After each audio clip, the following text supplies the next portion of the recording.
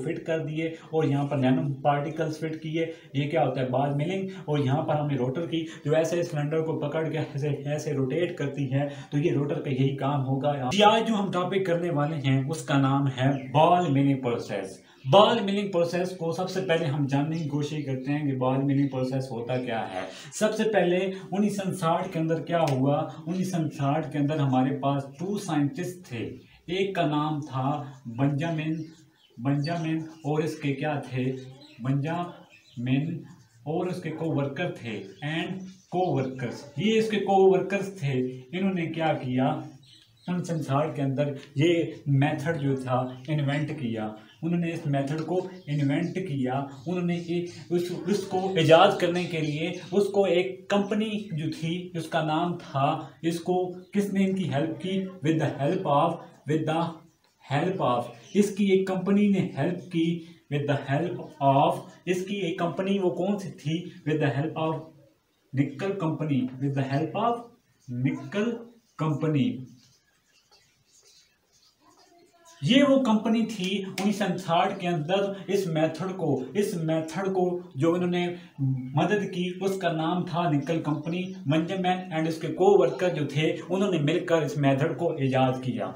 Basically अब हम ball milling का, ये तो थोड़ा सा शॉर्ट सा आपका इंट्रो था जी। इसके अंदर हम क्या काम करते हैं, अब हम इंट्रो इसका और क्या आप लिख के आओगे, आप लिख के आओगे ये जो है बॉल मिलिंग, ये जो किस पे वर्क करता है, ये आपने इसको बताना है कि ये टॉप डाउन अप्रोच पर काम करता है। टॉप डाउन अप्रोच पर काम करता है। ये टॉप डाउन अप्रोच का क्या मतलब है, टॉप डाउन अप्रोच को पहले हम समझने की कोशिश करते हैं कि टॉप डाउन अप्रोच क्या होती है। जब हम किसी बड़े मटेरियल को तोड़कर छोटे छोटे हिस्सों में तब्दील करते हैं, जब हम किसी बड़े मटेरियल को तोड़कर छोटे छोटे नैनो मटेरियल्स में कन्वर्ट करते हैं, तो वो क्या होती है, टॉप डाउन।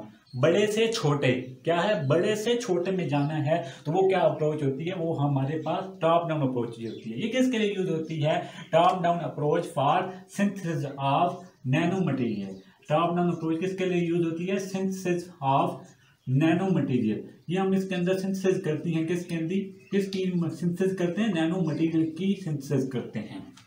जब आपको ये बात पता चल गई है कि हम इसके अंदर क्या काम करते हैं, सिंथेसिस करते हैं नैनो मटेरियल की, किसके अंदर, बॉल मिलिंग प्रोसेस के अंदर। आपको यहाँ तक बात पता चली, तो हमें क्या पता है, इसके अंदर आपको क्या करना होता है कि हम इसके लिए एक यूज़ करते हैं सिलेंडर। मैं आपको इसको कंस्ट्रक्शन के अंदर वो डायग्राम बड़े तरतीब से समझाऊंगा, लेकिन उससे पहले आपको थोड़ा सा इंट्रो समझना होगा कि हम क्या करते हैं कि एक किसी मटीरियल को जब हम किसी सिलेंडर के अंदर हम डालते हैं, तो वो उसे क्या कन्वर्ट कर दे, वो उसे छोटे छोटे हिस्सों में, किसी बड़ी चीज़ को, किसी बड़े रॉ मटेरियल को छोटे छोटे हिस्सों में तकसीम कर दे, छोटे छोटे हिस्सों में क्या कर दे, तकसीम कर दे। तो उसके लिए हम क्या यूज़ करते हैं, एक सिलेंड्रिकल डिवाइस। उस डिवाइस को हम क्या बोलते हैं, बॉल मिलिंग। ठीक है, तो जो डिवाइस किसी भी रॉ मटेरियल को छोटे छोटे हिस्सों में तकसीम कर दे, वेरी फाइन पाउडर में तब्दील कर दे, तो वो हमारे पास क्या होता है, उसको हम बोलते हैं बॉल मिलिंग प्रोसेस। ठीक है, तो ये था इसका सिंपल सा इंट्रो, और आपको यही बातें जो हैं लिख के आनी है। तो हम आपके इसके बढ़ते हैं कंस्ट्रक्शन की तरफ। First we have discuss intro. अब हम डिस्कस करेंगे इसका प्रिंसिपल क्या होता है। प्रिंसिपल को डिस्कस करने के लिए आपको पता होना चाहिए कि ये वर्क करता है किसके ऊपर, work on the principle of ये किसके प्रिंसिपल के ऊपर काम करता है, प्रिंसिपल ऑफ इम्पैक्ट के ऊपर काम करता है, एंड अट्रैक्शन के ऊपर काम करता है। इम्पैक्ट और अट्रैक्शन के ऊपर काम करता है। ठीक है, तो ये चीज इम्पैक्ट को आपने आप खुद लिखना है कि इम्पैक्ट किसको कहते हैं। इम्पैक्ट कहते हैं collision of metal ball, collision of metal ball या रॉड। वो आपको कंस्ट्रक्शन के अंदर मैं मेटल बॉल दिखाऊंगा, तो आपको इम्पैक्ट जो है वो पता चल जाएगा। इम्पैक्ट जो था, मैंने क्या कहा, इसको कहते हैं कोलिजन ऑफ बॉल। अट्रैक्शन क्या होती है, ये शो करती है फ्रिक्शन को, फ्रिक्शन बिटवीन। ये अट्रैक्शन किसको शो करती है, अट्रैक्शन शो करती है किसके दरमियान, फ्रिक्शन शो करती है बिटवीन द मटेरियल। ये अट्रैक्शन होती है impact collision of ball. Attraction क्या है, मैंने अभी बताया है आपको, अट्रैक्शन फ्रिक्शन होती है बिटवीन द मटेरियल। जी, ये चीज़ आपको प्रिंसिपल समझ आने के बाद हम बढ़ते हैं इसकी कंस्ट्रक्शन की तरफ। जैसे वन वन पॉइंट मैं आपको बताऊंगा, आपको साथ साथ लिखते जाना है और आपके लिए कंस्ट्रक्शन बनाना, वॉल बिल्डिंग को बनाना बहुत ईजी हो जाएगा और आपके लिए बहुत ज़्यादा आसानी पैदा होगी। जी, जैसे वन वन पॉइंट मैं आपको बताऊंगा, आपको साथ साथ लिखते जाना है और आपके लिए कंस्ट्रक्शन बनाना, वॉल बिल्डिंग को बनाना बहुत ईजी हो जाएगा और आपके लिए बहुत ज़्यादा आसानी पैदा होगी। जी, फर्स्ट आपने इसके अंदर जो चीज़ रखनी है वो मैं आपको बताऊंगा, मैं उधर आपको समझाऊंगा। इसे पहली मैंने चीज़ इसके ऊपर सिलेंडर, पहला मैंने इसके लिए मुझे क्या चीज़ रिक्वायर्ड होगी, सिलेंडर, मैं आपको उसको बताऊंगा। जी, सबसे पहले हमको सिलेंडर लेना है, वहां पर आपने उसकी जो मेन हेडिंग देनी है कंस्ट्रक्शन की, आपने सिलेंडर ले लिया। ये आपने एक सिलेंडर इस फॉर्म में लेना है। जी, ये मैंने इस फॉर्म में ये सिलेंडर ले लिया। जी, इस फॉर्म में लिया तो आपने इस सिलेंडर को यूं फेरो, फिर कलम को यूं फेरो, एक दायरा बना दो, तो ये एक सिलेंडर बन गया। इसके अंदर भी एक दायरा बना दो, इसके अंदर भी एक दायरा बना दो, ताकि ये प्रॉपर एक सिलेंडर नजर आए। ठीक है, यहां तक आपको बात क्लियर हो गई। आपने सिलेंडर बनाया तो आपने इसकी कंस्ट्रक्शन के ऊपर आपने क्या लिखना है, it consist of a cylinder. ये सिलेंडर जो है किसका बना होता है, ये सिलेंडर आपने कहना है which is made up of स्टैंडियम स्टील।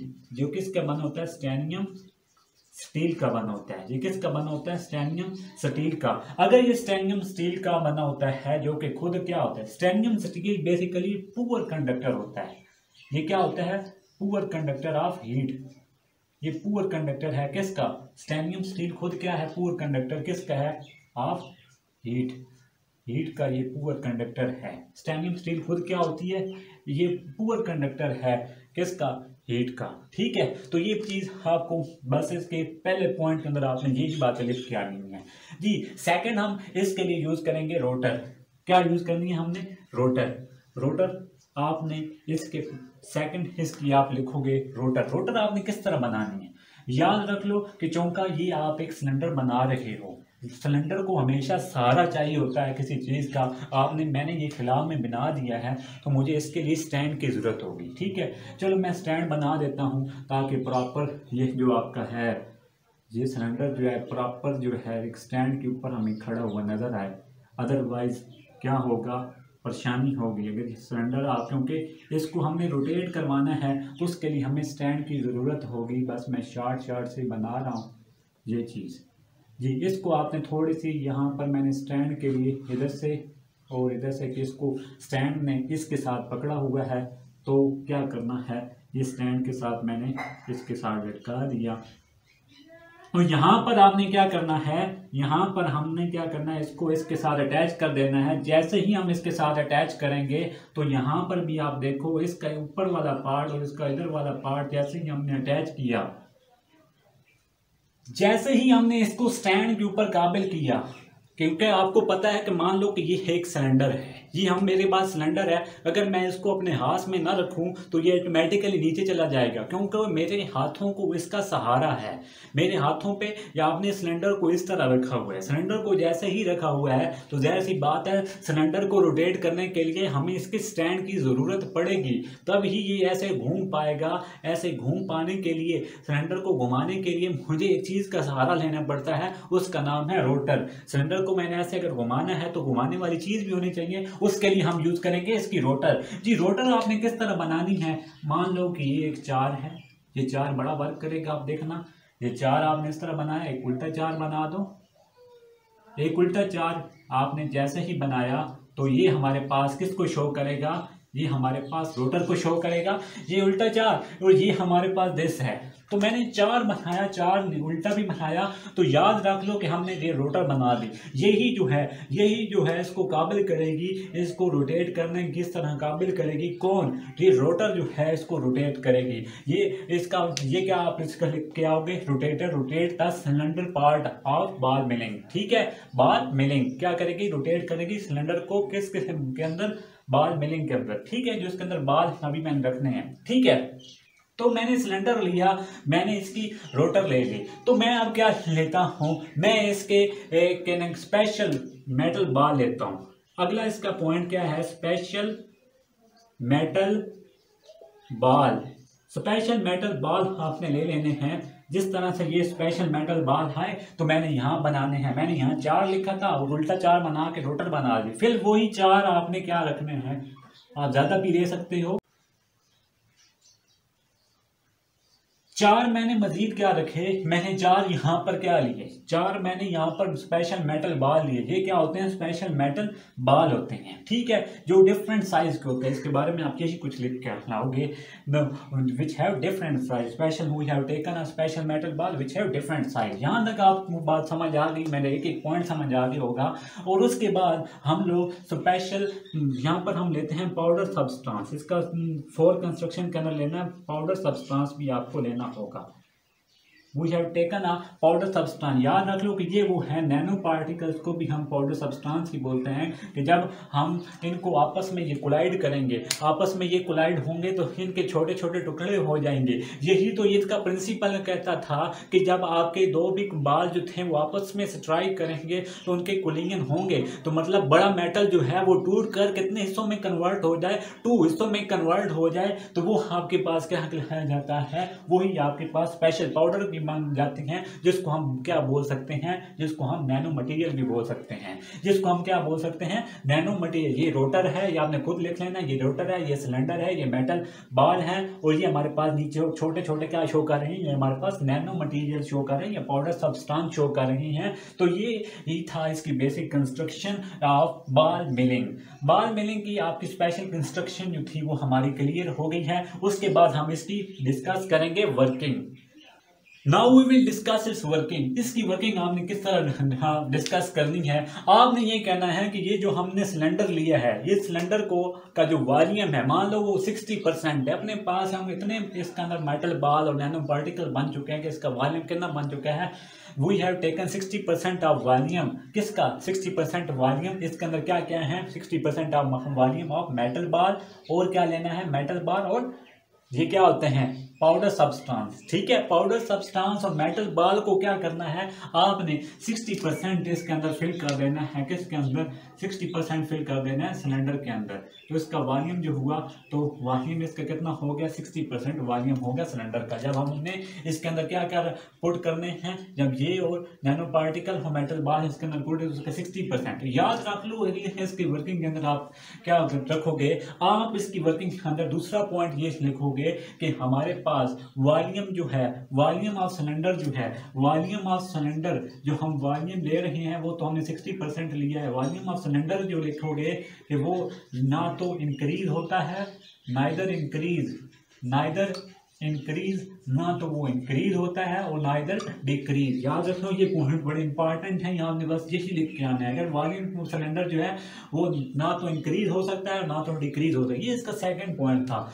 इसका third point velocity. Velocity of cylinder जो है वो क्या करेगी, वेलोसिटी ऑफ सिलेंडर जो है, वेलोसिटी ऑफ सिलेंडर जो है सिर्फ उस वक्त इंक्रीज होगी। वेलोसिटी ऑफ सिलेंडर ये इंक्रीज की निशान। वेलोसिटी ऑफ सिलेंडर कब इंक्रीज होगी, जब उसका इम्पैक्ट जो होगा, जब उसका इम्पैक्ट जो होगा, इम्पैक्ट भी क्या होगा, इंक्रीज। वेलोसिटी ऑफ सिलेंडर कब इंक्रीज होगी, जब उसका इम्पैक्ट भी होगा, इंक्रीज होगा। इम्पैक्ट मैंने आपको बताया है कि जब दो चीजें एक दूसरे के साथ कोलाइड कर जाती हैं तो हमारे पास जब रॉ मटेरियल आपस में कोलाइड करते हैं उसको हम इम्पैक्ट बोलते हैं। जी वेलोसिटी भी आपको पता चल गई, वॉल्यूम के बारे में भी पता चल गया। इसके थर्ड आपको इसके अंदर जो प्रोसेस में काम करता है वो टाइम बड़ा जिम्मेदार होता है। Time is responsible for the synthesis of nano material. Time milling जो है ये आपको ज़हन में रखनी होगी कि टाइम मिलिंग जो है ये बड़ी इंपॉर्टेंट है। टाइम, इसके बारे में आपने क्या लिखना है, time milling is responsible for synthesis of nano material. Cylinder को मैंने आपको एक पॉइंट यहाँ पर बता दिया। तो ये थी इसकी बेसिक्स वर्किंग अगर आपको पता चल गई है तो अब हम इसके डिस्कस करेंगे एडवांटेज इसके अंदर क्या है। एडवांटेज याद रख लो कि वो क्या क्या होते हैं। एडवांटेज, इसका पहला एडवांटेज जो आपने लिखना है वो आपने क्या लिख के आना है कि इसका एडवांटेज जो है ये ज़्यादा एक्सपेंसिव नहीं होते, नॉट एक्सपेंसिव। पहले पॉइंट आप क्या लिखोगे, ये ज़्यादा एक्सपेंसिव नहीं होते, ठीक है। और सेकंड इसका एडवांटेज क्या है कि ये क्या नहीं यूज़ करता, ये हमारे पास नॉट यूज लॉन्गर इंस्ट्रूमेंट आप लिख लो, सिंपल वर्डिंग में लिख लो, longer instrument are not use. आपने कोई बड़े इंस्ट्रूमेंट जो हैं वो इसके अंदर डिसएडवांटेज जो होगा वो क्या क्या होंगे, डिसएडवांटेज